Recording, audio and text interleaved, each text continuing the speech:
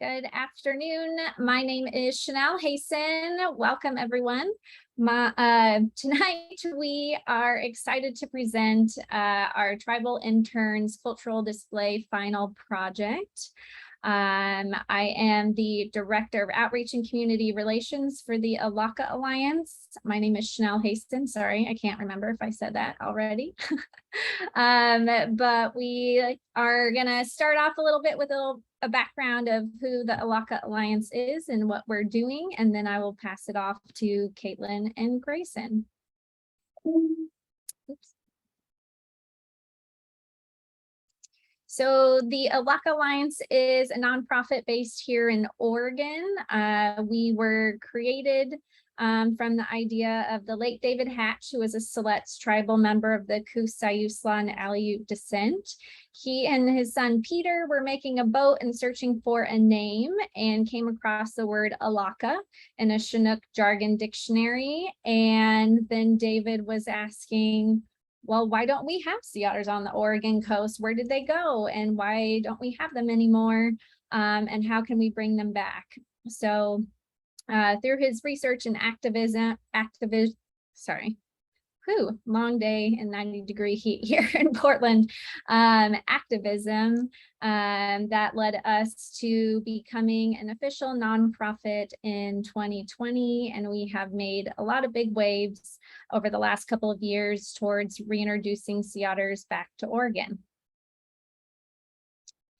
So as you can see here, there are multiple terms for sea otter in various indigenous languages along the Oregon coast. They've been around for at least 10,000 years, based off of shell middens with sea otter bones along the entire western coastline. So there is a very strong cultural heritage connection to these charismatic marine mammals. But unfortunately, there's only two places here in Oregon where you're guaranteed to find a sea otter, and that's at the Oregon Coast Aquarium and at the Oregon Zoo. Pictured here was a lone male sea otter that was at Yaquina Head off of the coast of Newport in November for about 3 weeks. So oftentimes throughout the year, we'll get a lone male sea otter coming down from Washington looking for some ladies to make a family. And unfortunately, there are no ladies here. So this little fella unfortunately washed ashore with some puncture wounds from a shark bite and didn't make it. But there were hundreds and hundreds of people that came to Yaquina Head over those 3 weeks just to see this one little otter. So it shows us a glimmer of hope of hopefully future great tourism for sea otters once they're released on the Oregon coast for our coastal communities. Sea otters also are a keystone species, so bringing them back would be great ecologically for our kelp forest ecosystem. Pictured here is the kelp forest off of Monterey Bay in California, and they do have plenty of sea otters there, so it's a vibrant kelp forest ecosystem, lots of life, and you can see that bull kelp is about 40 feet tall, reaching up to the surface and helping sequester carbon, and that also helps with fighting climate change. But without sea otters, you can see pictured here off of Cape Lookout and Port Orford, we are having lots of urchin barrens. So basically, there's two key predators that eat sea urchins. One of those is the sea otter, which we haven't had on the Oregon coast for over a century. And the other predator is a sunflower sea star that's been absent since 2013, 2014, when they got hit with the sea star wasting disease and haven't recovered. So thus, sea urchins are just multiplying and nothing's eating them, and they're eating algae and the kelp forests. So they're being left unchecked, which is also a key part of why we want to reintroduce sea otters, is to help replenish our kelp forest ecosystems off of Oregon. So our mission, if you haven't realized it yet, is to restore a healthy population of sea otters here on the Oregon coast, and in the process make our kelp forest ecosystems more robust and resilient. So now going to dive a little bit into our tribal youth summer internship program. So this was our first time doing this, brand new. Thank you to the Siletz Tribal Community Foundation and the Spirit Mountain Community Fund for supporting our interns in these internships. The goal of this internship was to create a traveling display that highlights the cultural significance of sea otters for Oregon's coastal tribes. And another thank you to the Coquel Tribe Community Fund for providing a grant to cover the costs of this display. So the interns this summer got to be highlighted in OMSI Camp Gray's high school camp. They reached out to us and they filmed documentaries from start to finish with Northwest Documentary staff. And so they wanted to make a film about our interns and the project. So they got to be followed around by cameras all over Newport. So I know they had fun being in the limelight there. And I will put in the chat after I'm done speaking a link to the video that these high school campers published about our interns. It's really actually fantastic. So we were able to do about a long weekend stay in Newport for our interns. It was jam-packed. We had lots of wonderful meetings with Jim Rice, the Marine Mammal Stranding Network Manager, Brittany Blades from the Oregon Coast Aquarium. She's the curator of marine mammals. We met Ranger Stacy at the BLM Yaquina Head Natural Area, who gave us a beautiful tour of the tide pools. Peter Hatch came out, who is our Elakha board secretary and member of the Confederated Tribes of Siletz Indians. And we stayed at OMSI Camp Gray's bunk beds. So that was also really fun. So it was a really wonderful weekend, and we finished it by doing art on the beach in Lincoln City and raking a 40-foot sea otter in the sand in a lush bull kelp forest, a beautiful sand art display from above.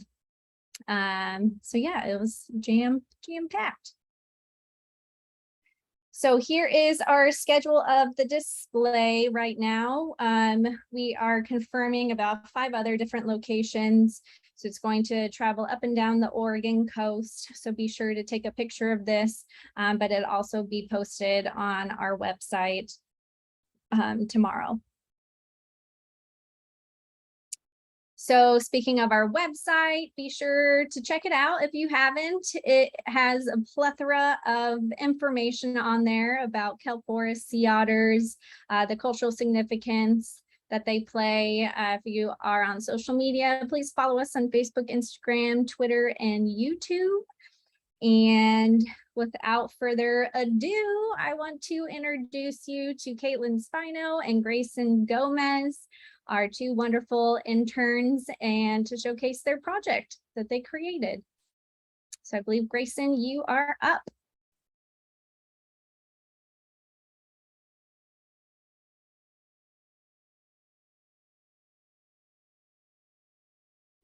Hello, guys. Thank you so much for being here. This is such a great experience for me, and I'm excited to show you guys what Kaitlynn and I created over the summer. So as Chanel mentioned, we had a great experience along the Oregon coast just about a month ago. So that only sparked the creativity and inspiration more for this display as we moved further on. So I'm Grayson Gomez.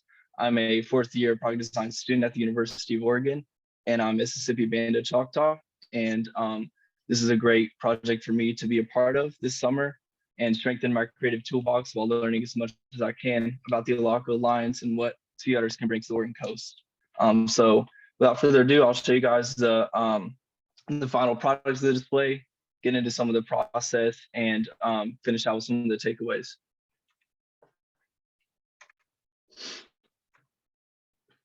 So here we go. Here's an overview of one of the sides of the display.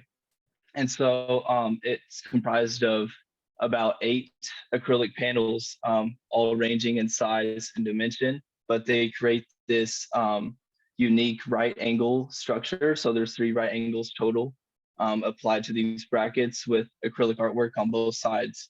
And a really unique thing about this display is that all the text is customizable throughout the experience. As you walk down the display, you can see different facts, where sea otters are or why they aren't present anymore. So Kaitlynn and I's mission really to drive this display and create an impact as it travels on through Oregon was to create one to explain to the general public why sea otters are gone and what they could bring to the future. So here's a few details in the display before I get into the process. So you can kind of see with this frosted refluid acrylic, you can see one side of the acrylic artwork versus the other. So one side shows a sea otter laser etched in detail, holding a sea urchin. But if you're on the other side of the display, you kind of see a silhouette of what to look forward to next. So yeah, let's dive into the process. So early on in June, this is when I dug into some initial sketches with a few different goals that Kaitlynn and I came up with and had in mind when delivering the display. So we needed it to be obviously lightweight and transportable for whoever carries it and brings it along with them. I really wanted to make sure all the information was customizable, as you guys may be familiar with the feasibility studies and new information as the Elakha Alliance continues. There's always new things to get people excited about and involved in. So having the paper completely swappable and switched out with a few screws is really important because that can just get people further excited no matter where the display is. And also make the display that shows why sea otters are gone now and what they could bring in the future and what they did bring in the past in the early 1900s when they were locally extinct. So there's a few viewpoints as well that I wanted to hone in on. These are very simple sketches and I'll get into some more refined ones in just a second. But basically I wanted to create a user experience to walk around a whole table and view different facts and features from multiple angles. So there can be people rotating one at a time. So here's a few digital sketches as well. This is when we started looking into additional acrylic artwork for the sides of the display. So basically with using the medium of laser cut acrylic, as you guys saw in one of the first photos, you can really customize it however you want to create different artwork on each side of the display. So this kind of shows the early exploration with that, with creating a purple sea urchin baron. And the one to the right shows how these three right angles could have waves at the top to kind of show like a fluid transition through each of the text panels and artwork as well. So material study, like I mentioned, it was first going to be laser cut. And so I was really particular on which color to use. Since I know we kind of have to be scientifically correct for the display, I wanted to create or look for a color that was really going to hone in on, being underwater and show that bright, vibrant blue, and also create like an accurate depiction of the sea. So there's this frosted acrylic that I found that really shows the detail on both sides of the display, but also diffuses objects no matter which side you're looking at, so it won't be too distracting. And so it's a pretty unique material to use when laser cut. So diving into some of the 3D models, this is when 3D rendering kind of came into play. So first, presenting to Chanel, Kaitlynn, and Frank, who's also on the team, to just kind of show them how the display would look towards the end. So there'd be these, 3 right angles with the waves on top. So it's kind of like the first exploration and presentation of that early on. So continuing on, you kind of have these laser cut holes for the paper. And this is kind of one of the first renditions of like the sea otter ghost swimming along the top of the display to kind of hone in on what was once there. So here kind of goes into an early prototype that wasn't the same color, but just really confirming and double checking that this display was possible. So adding the paper into some of the laser cut holes and cutting the waves along the top and making sure all that is even feasible for a display itself. So this is kind of where the dimensions and the cutting came into play before ordering all the parts, which leads into the bill of materials, which is just a huge list of all the possible materials and artwork to add to the display. So this kind of just gave everybody on the team and approval of what colors are going to be added, what effects and what dimensions are going to be present in the long run. So here's a panel key, which might look confusing at first, but for each side of the panel, there's about, there's 12 sides to each. And so you have paper prints for one of those 12 sides. So this kind of goes down the line in alphabetical order of what the sequence of the story is. So with one side being the side with sea otters missing, and that's like the ghost of the sea otters, and the other side being the kelp forest and the plentiful coastal waters with the present or the future sea otter, that kind of shows a whole different story.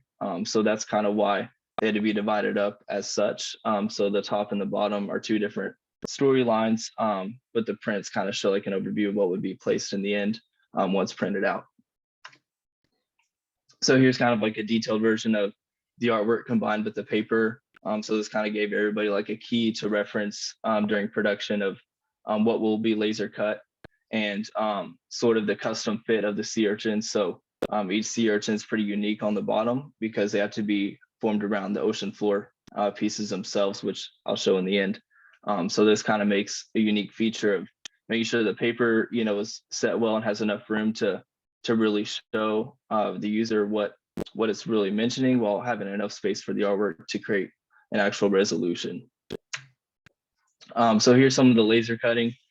So basically, there's a little bit of glue application that goes into this, but primarily the whole construction of the display was made digitally and then laser cut. So it was a pretty unique process and something that I've been able to learn at the University of Oregon.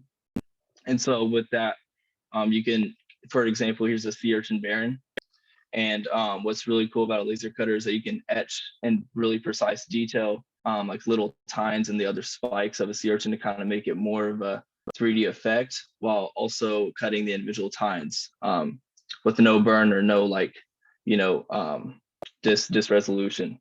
So it's really quick production time as well. So this kind of gives you a quick feedback on what to design and what to modify in the process, which is really cool. So here's kind of some more laser cutting pieces as well.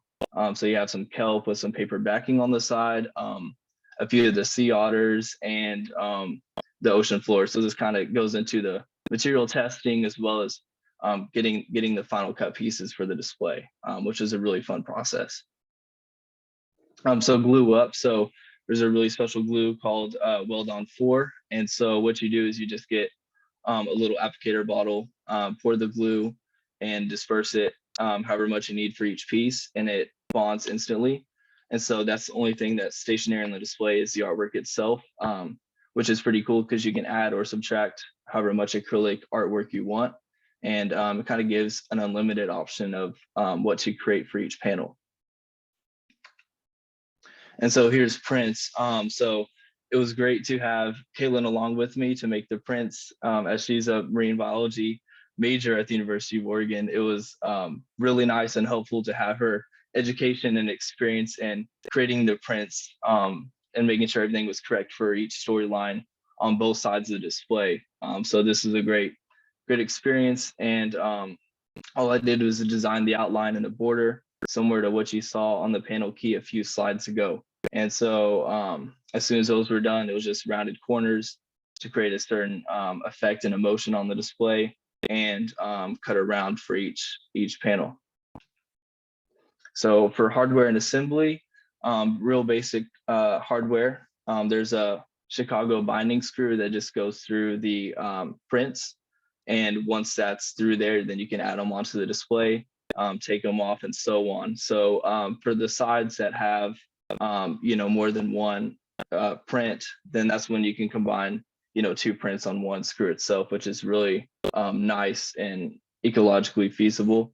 And the two-way corner guard is kind of what binds everything together. So when you have these large acrylic panels with the waves, you have 3 of those for each right angle structure. And those are really helpful for mounting and really what puts the thing together. So final display, this picture is the one I showed at first. So you can kind of see the reintroduced sea otter, the potential and the kelp forest underneath with a few silhouettes of the sea otter swimming, perch and rockfish underneath just near the ocean floor, a few rock structures as well. And so this is accompanied by the text. So this is kind of showing you the benefits, the thank yous, and some of the charts of what sea otters can bring to Oregon coast. So that's one whole side. And then here's some of the details as well. So each of the panels has this laser etching artwork taken as like kind of like a recognition graphic from the Elakha Alliance website.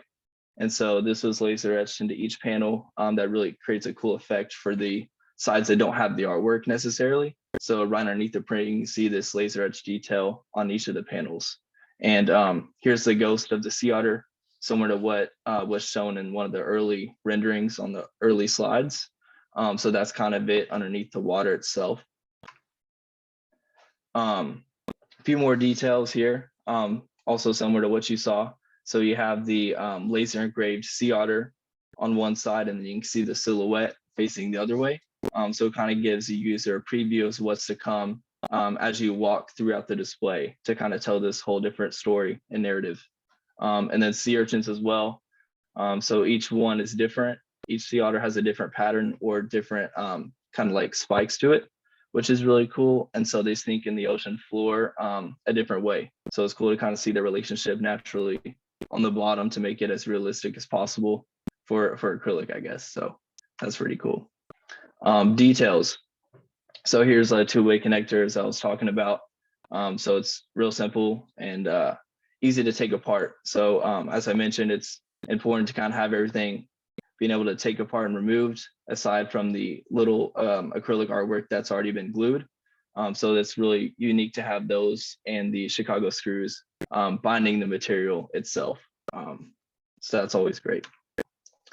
So here's one of the other sides. So as you go around to the sea otter side with the sea urchin barrens, you can kind of get this preview on the left of what the sea otter environment will look like.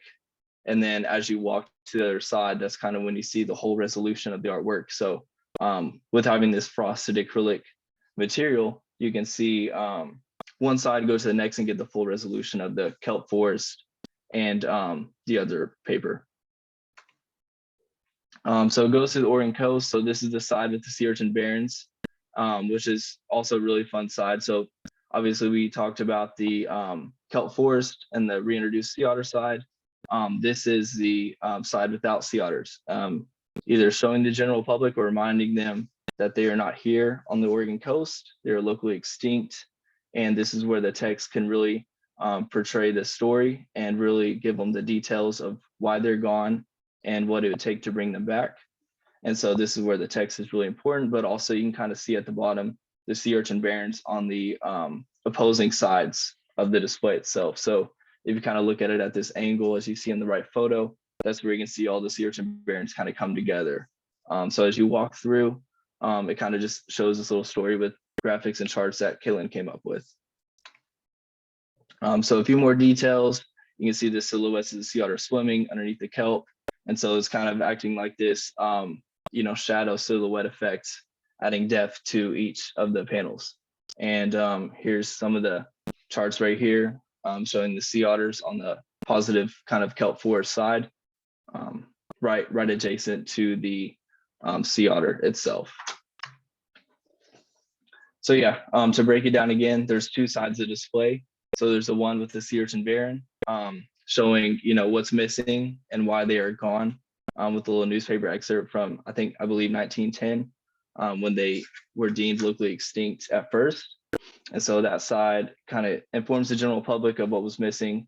And then the other side, as you walk around, is the side with the reintroduced sea otter, with the kelp forest and with the different charts.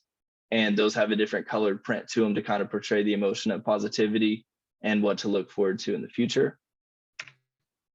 And so I kind of just wanted to reflect and kind of give you guys some information on what I'm doing next and kind of the experience I had. So as I mentioned, I was super thankful for the experience. I learned so much, way aside from creativity and the design standpoint. It was great to be a part of the Elakha Alliance. And one of the first reasons I joined is to strengthen my creative toolbox, but really look to positively impact an organization. And the Elakha Alliance was a perfect opportunity for me.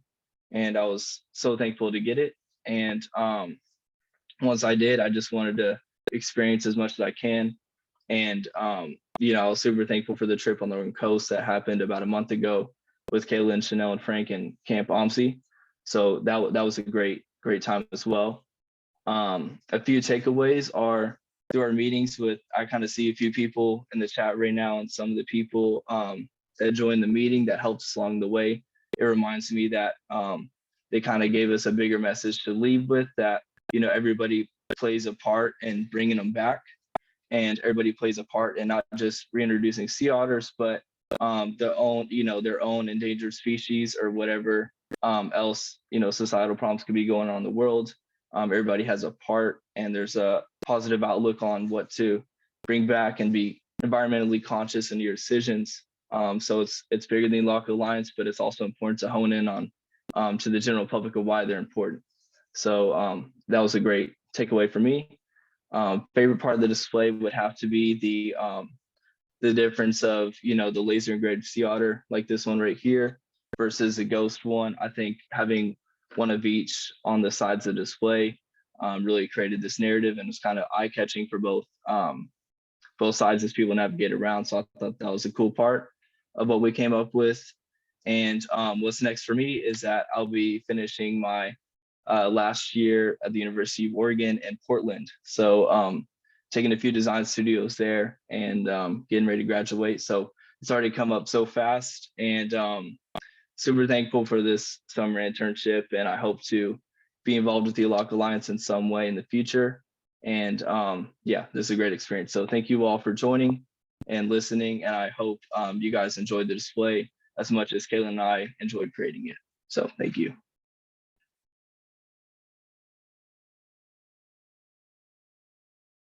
Thanks, Grayson.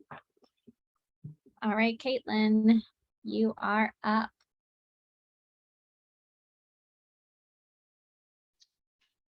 I will start by sharing my screen.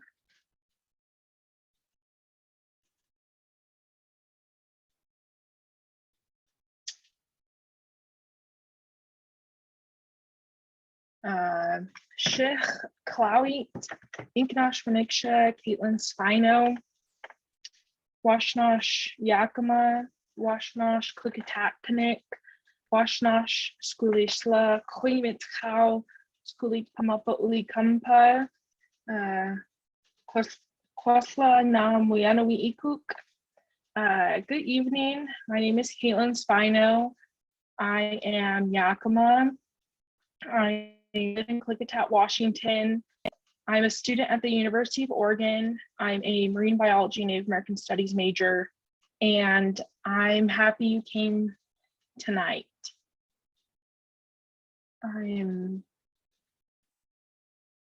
So hopefully you can see it all. If I could, can you? Yes, we can see. Okay, perfect. So first thing I want to jump into, the way I kind of got into this internship is because I come from a tribe, and we're salmon people, and salmon is our lifeway. And to know and kind of learn more about the Oregon tribes and how sea otters are like our salmon, and they're currently dealing with the fact that they don't have that relationship and that ancestor anymore locally. So some of the images you see, first off, that's my grandpa, and I'm actually in a net. So there's that. My dad and my uncle fishing, and that's the way we traditionally fish. It's called dip net. My cousins kind of like handling the salmon, and then me and one of my other cousins. So that's how I kind of got involved in understanding the importance, being a marine biology Native American studies major, really merging the two together And this project really did that. So that's kind of some of my background before kind of jumping in. So as Grayson said, he is the he created the physical display using the acrylic, and I helped doing the text and that kind of stuff. I also kind of did like 2 other pieces of it that you physically can't see on the display. So first off, I'm learning my own tribal language, Ichishkin, right now in college at the University of Oregon. So in the spring, I actually, one of my projects with my other classmates, we created an Ichishkin animal book, and it had 50 different animals with 5 different categories. So the image you see on the right, that is a picture of a hummingbird. So it has the tribal language on the top, it has the image, and it actually has a sound file connected to that. And I kind of knew coming in, I wanted to create space for tribal languages for Oregon tribes. So I already had this experience coming into this internship, and I wanted to put that a good chunk of my energy into completing that, as well as the other things I had to do for the project. So I created a layout for a, and yes, I had my initial knowledge and understanding before coming in regards to tribal language and creating PowerPoints and kind of books. But when I first joined the internship, I was doing research, getting more of a footing and history and in regards to the Elakha Alliance. And I came across a podcast by Northwest Nature Matters. And the podcast included Peter Hatch, Robert Kenta, and late Don Ivy, who's the former chief of the Coquel Indian tribe. And Don was talking about this understanding of interconnected relationships between all these different aspects of the environment. So I created a kind of like a cycle, I suppose, of understanding between the different species or things. So he really, the way he talked about things, I could just map it out. And that's how I came across the 10 words that I wanted to use for the language book. I struggled with that for a little bit. I didn't know. I knew I wanted to do it. I didn't know exactly what words to use. So on the cycle per se, it starts off with the Elakha Alliance and sea otters. And then if you go this way, he began talking about, you can't think about that without thinking about Northern California and the abalone crisis. And then the sea star wasting disease that really hit the West Coast. And then sea urchins and how they mowed down kelp forests. And then kelp forests protecting offshore creatures that need protection from predators. And then you can't think about any of that without thinking about the ancestors traveling along the coastline in canoes. So that's kind of where that came from. And that kind of got the ball rolling, I suppose. So I reached out and I worked with the Confederate tribes of Kusla, Umpqua, Sayusla Indians. And I worked with Anna Helms, who is the language teacher there. Additionally, I worked with the Coquel Indian tribe with JC Hall, and I reached out to them in regards of if this was something that was possible through the tribe, and they were amazing with providing the language and making sure that it was okay through the tribe to use, and really something that they would understand what I was doing and what I'm currently doing, really to provide resources for the tribe. It's not just for this display, it's to help Indigenous communities and tribal communities along the Oregon tribe or Oregon coast. So I guess the process I kind of went through before I jump into these, to give a couple snippets. I was given the language for the 10 different words, and from there I was also given the audio, which is similar to my animal book from my language class. So it has the image that represents the word, then the Indigenous language on the top, and the English on the bottom, and then there's audio to it. And there's 5 different languages. One language is shared between the 2 tribes. So I will stop my share and reshare to give you a glimpse of just maybe like a minute or just the show. So bear with me.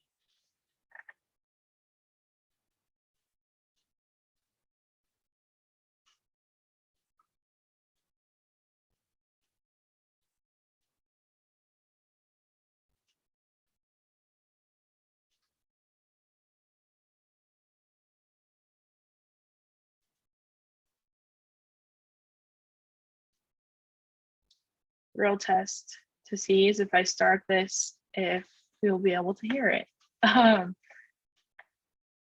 So I will start it.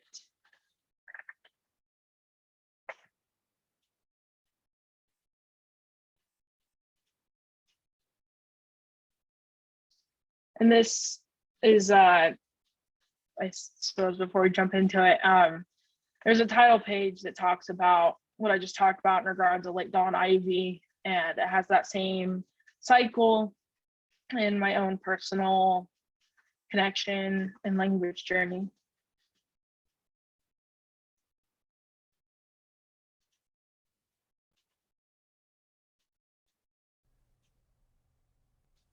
Gyatwa, Gyatwa, Gyatwa, Sea Otter.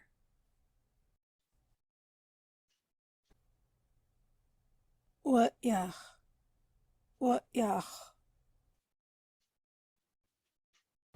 what yach, abalone. Witsimi, Witsimi, Witsimi, starfish. Man, man, man, sea urchin.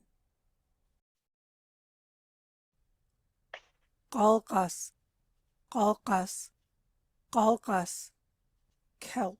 So that's just one of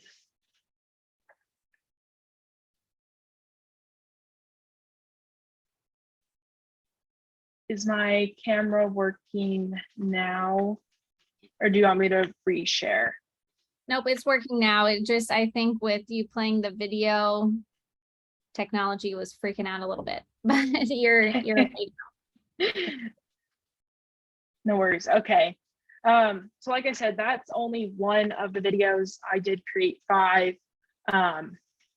So I will share my screen again to finish the presentation. So the links are here well, now you can see it. So there's links.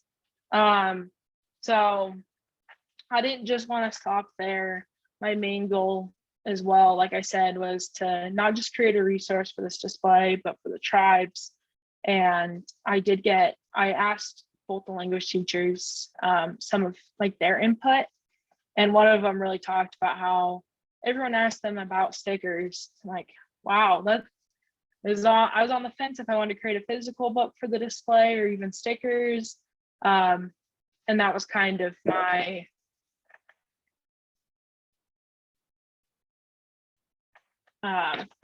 was like my sign, I suppose, of making sure that, well, there's need and there's a want for stickers. I'm gonna do stickers. So there's 5 different stickers. As you can see here, it has the tribe's name there around it, and then the language at the bottom. And then that center, that's a QR code that immediately takes you to that YouTube link, which is technically unlisted due to making sure that we respect the tribes and kind of their wishes and making it not as out there in public just due to some privacy reasons. So it's the only way you can get to that is if you have this QR code. So the QR code takes you to that, you can watch it. And not only that, for me, my thought too was, you see when you're walking out and about, there are like telephone poles or different things that are just covered in stickers, and really making that space for Indigenous languages without possibly people knowing, but people are curious, which most people are. They can just open up their camera on their phone and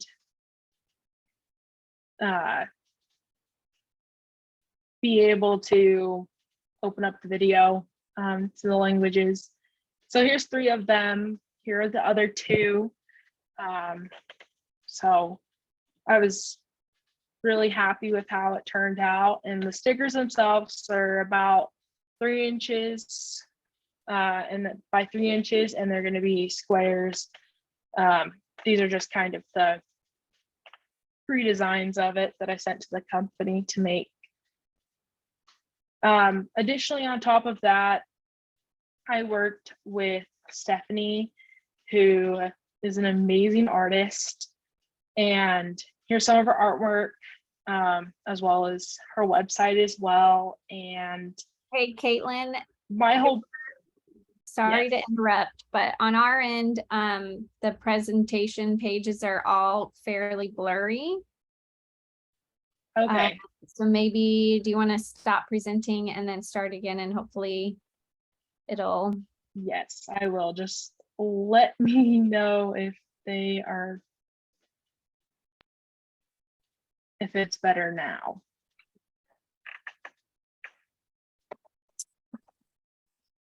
Nope, it's not. Oh. Do you want to send it to me real quick? Yeah, I will. Yes. Sorry, everyone, for the technical difficulties. We want you to see what she's done. It's awesome.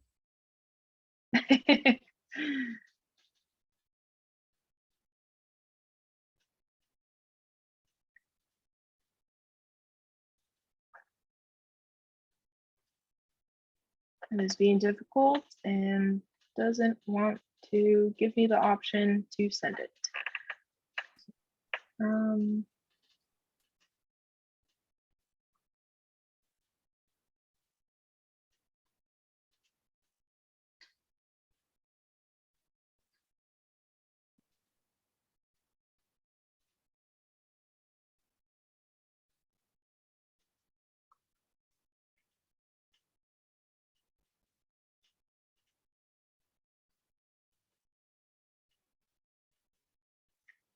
I just sent it, so let me know.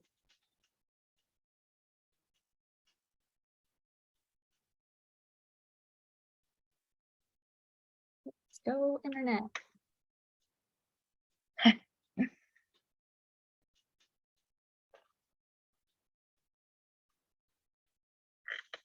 I guess for our audience members, while we wait, if you can think of a great place that this display could live for a couple of days along the coast, please feel free to share it in our chat. Or any questions you have for Kaitlynn and Grayson.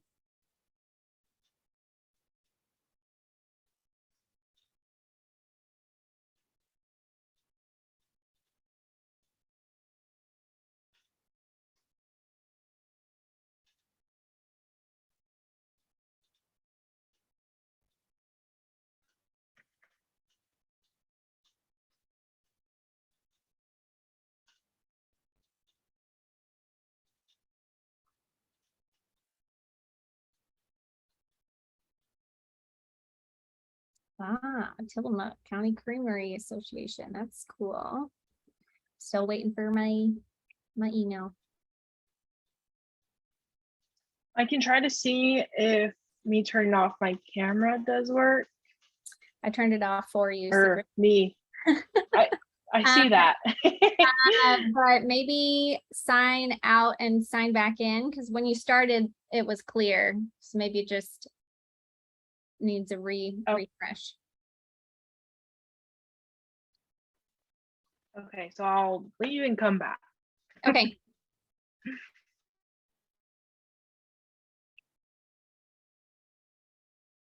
All right. Sorry, everyone.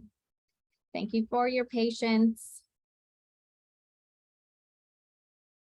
Good question. Joe in Seattle asks, how are the otters going to be repopulated? Are they in the process somewhere? So 90% of all sea otter all sea otters live in Alaska. So our plan is to most likely take a couple hundred from there. That won't make a dent in their population since they're so plentiful. And then hopefully also get a couple southern sea otters, surrogates from the Monterey Bay Aquariums program over like 5 to 10 years, and add that cross genetic diversity between northern sea otters in Alaska and southern sea otters in California. Okay, welcome back, Kaitlynn. I will try to see if that'll work now. Okay.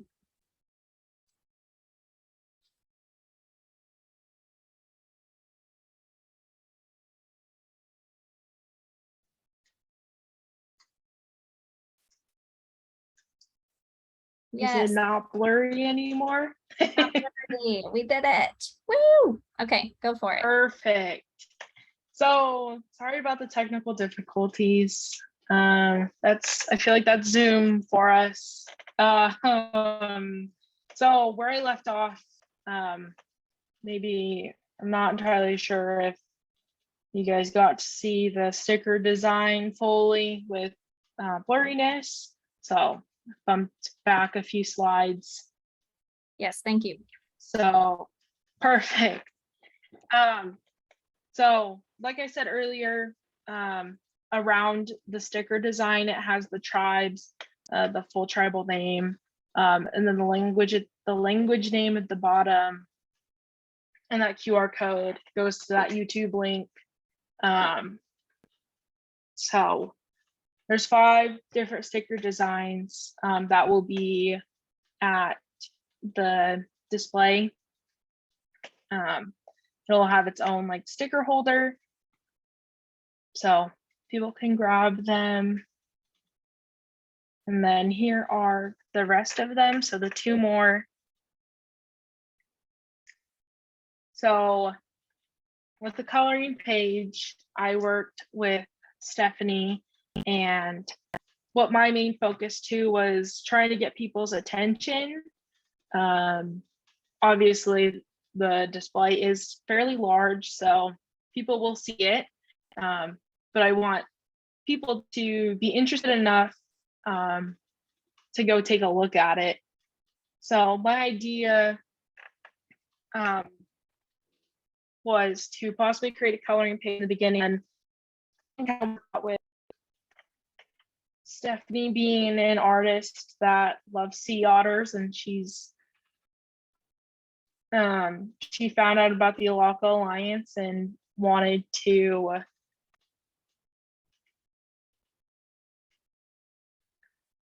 be involved somehow, and it just kind of worked out. So I worked with her, and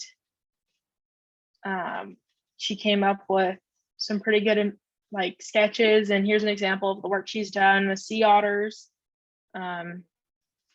Please go check out her page. It is amazing. I was in awe when I first saw her website. She does amazing work. So here is the final layout of the coloring page. So it has all of the 10 words that are involved in the language presentations. And it has at the bottom here, it has the Elakha Alliance, the website, and her name, her signature. So these will be printed out probably next to the stickers, or maybe on the other side, where people can grab them and take them. And Stephanie, she really focuses on not just having a coloring page, but an activity sheet to really tie in that you're learning at the same time you're coloring and having fun. So it's the same, this image is the exact same as the last one. It just has the words, the 10 words highlighted, so you can see them more clearly.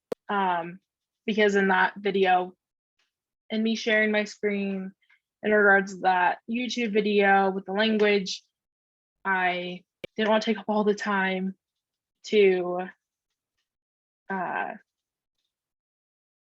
just go through all the videos. They're about 2.5 minutes long each. So here are all the 10 words. And it turned out amazing. I absolutely love it. And Grayson talked about this earlier. While Grayson did the physical display and the full-on the product design part of it, I was focused on doing the research and the text design. So here are some examples of what we used. Canva, which is just another website where you can create different pieces of like art, text, similar things like that. So I was really tasked with gathering images of the Oregon coast, charts and graphs, variety of text, getting history, scientific information. So in this one on the left, it talks about the named places that we have after sea otters today on the Oregon coast. And those are the only aspects of sea otters we have today. So there's Otter Rock in Newport, Oregon. And then there's like Otter Crest and Otter Point, which is just a little north of Newport. So the prompt here says, today we only have place names in regards to sea otters. Can you picture sea otters offshore in the kelp in these places? Because what we see now is without an important keystone species, the sea otter. And right side of it, it talks about sea otter remains along the Oregon coast. And the sea otter remains are predominantly in shell middens, which are left behind from indigenous people. So it shows a little bit of a map of the north, central, and south coast. So there's that. And then Grayson did show some photos of the display. And here I wanted, this panel kind of talks about it talks about the same picture that I just showed in regards to sea otter remains along the Oregon coast. Then there's sea otters and indigenous tribes of Oregon. Then there's learning from shell middens.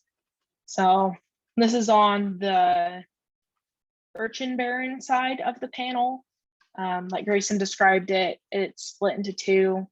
So it talks about like the healthy kelp forest and then the sea urchin barrens, which really shows the difference when sea otters are involved in an environment as well as when they are not. So there's that image. So Grayson answered these two. So some of the takeaways that I got from this internship is a more understanding of why there are no sea otters in Oregon. Before I got into this internship, I didn't even know, I didn't connect the dots, I suppose, of why there are no sea otters in Oregon. I suppose I didn't realize. So there's that, and then just the importance of, since I didn't know about it personally, just making sure that you get a chance, you can educate other people in understanding what's happening since there are no sea otters anymore. And additionally, just working with different organizations with the same views. When we went to the Oregon Coast Aquarium, we went to Newport, one of the sea otter trainers there, she was amazing to talk to in regards to like the passion and excitement she had about the possibility of reintroducing sea otters. So it was really, it's amazing to work with people with the same views and excitement as you. And my favorite part of the display would most definitely have to be the stickers and the language book presentations. Just like I said, making sure we create spaces for Finnish languages, especially when we're talking about, in regards to the Oregon tribes, reintroducing their ancestor, the sea otter. You can't talk about that without talking about like their languages and language revitalization and some of the problematic things with revitalization and endangered languages. Finally, Kwaslanushamatash. Thank you everybody for coming tonight. And so, again, sorry about the technical difficulties. I guess it keeps everybody on their toes. So yeah.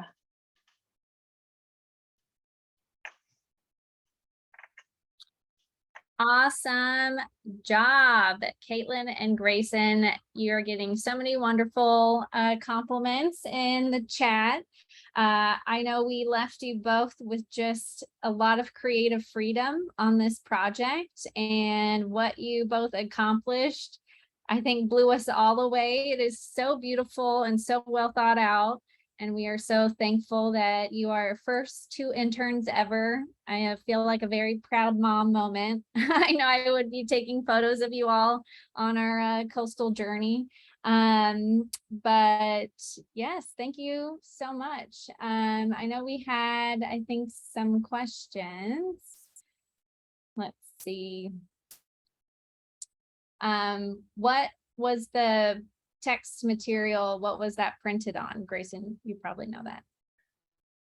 Yeah, so it was printed on like a heavier weighted cardstock and then laminated. So not too thick, but firm enough to kind of not be too wavy and wobbly on the display itself. So yeah. Thank you. Great. Well, more compliments are just rolling in for you two. You should take a Thank you guys so much. Yeah, thank you guys for the compliments. I'm reading them all right now, and it means a lot to hear from each and every one of y'all and people that I haven't met yet. It'd be great to connect shortly after this. So thank you guys. Wonderful. Yes, thank you guys for coming tonight and for the compliments. I know it's been an amazing internship, with doing the display and meeting new people, and it's just been really awesome. Good. We're happy you both learned some new things, especially Grayson, who has not been to the coast before to explore the tide pools, and you learned so much at Cape Perpetua, and you went ahead and touched, what did you touch? A chitin? I believe I did, yeah. I Yeah. was in awe, especially during that trip, because I didn't have much previous knowledge of marine biology, especially on the Oregon coast. So with Chanel and Kaitlynn and Frank taking me through each individual species and then showing me things up close on the tide pools was really cool. And it definitely sparked my creativity. So Yes, and I know Frank and I learned a lot from the both of you during that trip. So we appreciate your knowledge and your journey over the last couple months with us this summer. And I hope we all stay connected, and you're now a inner member of the Elakha Alliance forever. definitely, yeah, that means a lot. I'm proud to say that. Great. Well, I will put up some videos and some pictures now that the reveal has happened of the display on our website. And Kaitlynn, Grayson, if you want me to post your contact info and email or anything, if people want to get in touch with you personally, let me know. And with that, it's already 7:03. And thank you all for coming and for all your kind words. And thank you, Grayson and Kaitlynn. It was a pleasure working with you both. And have a great night. Thank you all. Thank you, Chanel. You guys have a great night. Yes, thank you guys so much.